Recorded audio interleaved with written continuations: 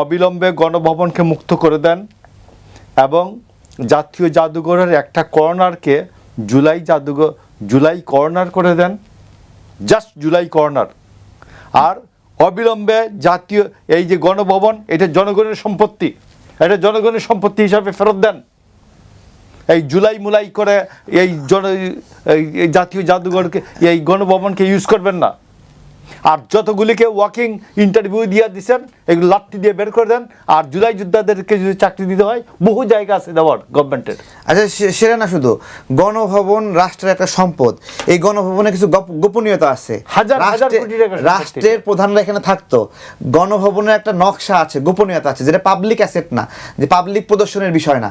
এবং এত বড় একটা অ্যাসেটকে আপনি আবার পরবর্তী সরকারের কাউকে যদি রাখাতে আরেকটা গণভবন বানাবেন রাষ্ট্রের টাকা অপচয় করে, এবং 1000 কোটি টাকার সম্পদ। তো এই জন্য আমি আপনাকে বলছি,